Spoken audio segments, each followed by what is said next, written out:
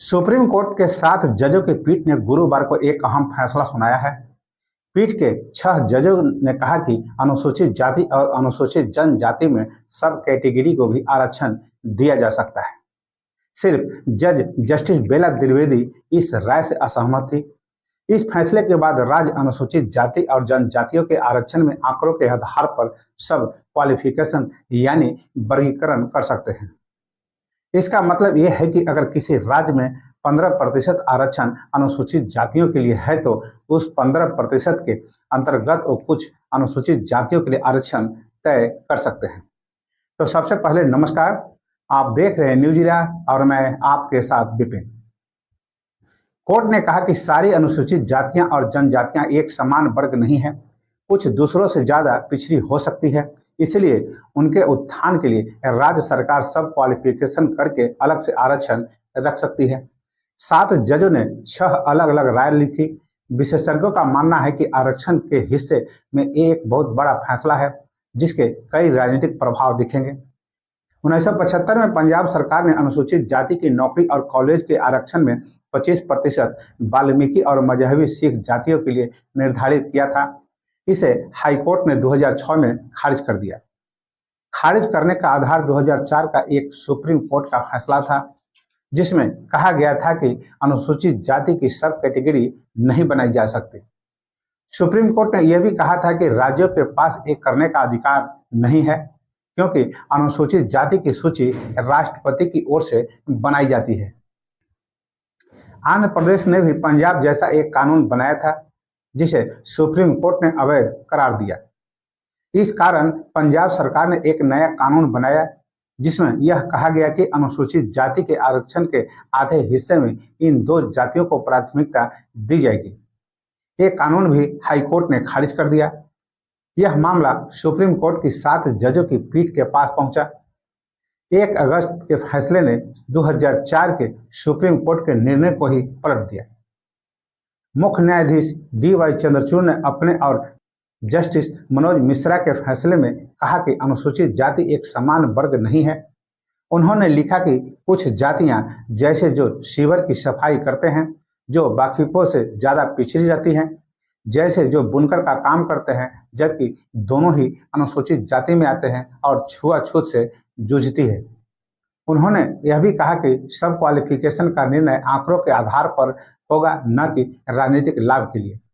सरकारों को यह दिखाना होगा कि क्या पिछड़ेपन के कारण किसी जाति का सरकार के कार्य में पर्याप्त प्रतिनिधित्व नहीं है। सब क्वालिफिकेशन पर जुडिशियल रिव्यू भी लगाया जा सकता है। 4 और जजों ने मुख्य न्यायाधीश की राय से सहमति जताई पर अपने अपने फैसले लिखे। जस्टिस BR गवई ने कहा कि सरकार ये नहीं कर सकती कि किसी एक जनजाति को पूरा आरक्षण दे दे। पंजाब सरकार ने कोर्ट के सामने ये तर्क रखा कि अनुसूचित जाति में सभी जातियां समान नहीं है। केंद्र सरकार ने भी अपना पक्ष रखते हुए कहा कि सब क्वालिफिकेशन की अनुमति मिलनी चाहिए। फिलहाल अन्य पिछड़ा वर्गों के आरक्षण में सब क्वालिफिकेशन होता है। अब ऐसा ही सब क्वालिफिकेशन अनुसूचित जाति और जनजातियों में भी देखा जा सकता है। हालांकि इसके लिए राज्यों को पर्याप्त आंकड़ा पेश करना होगा। ऐसा कई बार हुआ कि कोर्ट ने सरकार के ठीक से आंकड़ा इकट्ठा नहीं करने की बात कहते हुए आरक्षण को खारिज कर दिया है। राजनीतिक जानकारों का कहना है कि इससे दलित वोट पर भी असर पड़ेगा। जादवपुर यूनिवर्सिटी के असिस्टेंट प्रोफेसर और पॉलिटिकल साइंटिस्ट का कहना है कि सब क्वालिफिकेशन का मतलब SC/ST वोट बढ़ जाए। ऐसे एक समुदाय के अंदर राजनीतिक बंटवारा पैदा होगा। बीजेपी ने भी कोर्ट में सब क्वालिफिकेशन का समर्थन किया है। हो सकता है कि इससे उनको सियासी फायदा मिले। राज्य स्तर की राजनीतिक पार्टियां भी अपने फायदे के मुताबिक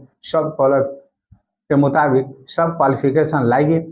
हालांकि उन्होंने इस फैसले से असहमति जताई और कहा अनुसूचित जाति का आरक्षण छुआछूत के आधार पर दिया जाता है, इसका सब क्वालिफिकेशन नहीं कर सकते।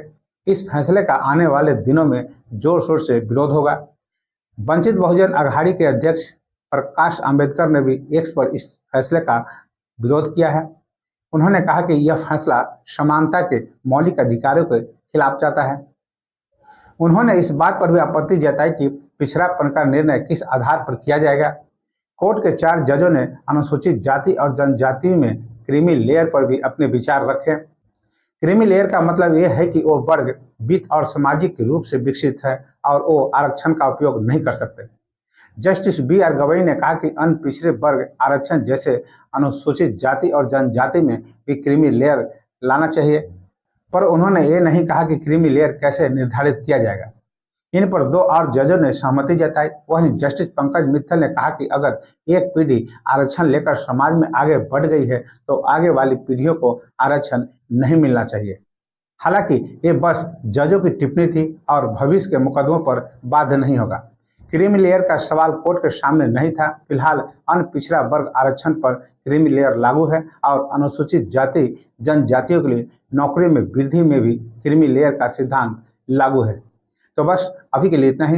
अगर आपने अभी तक मेरा चैनल को सब्सक्राइब और फॉलो नहीं किए हैं तो अवश्य कर लें और इसी के साथ मुझे आज्ञा दीजिए। नमस्कार।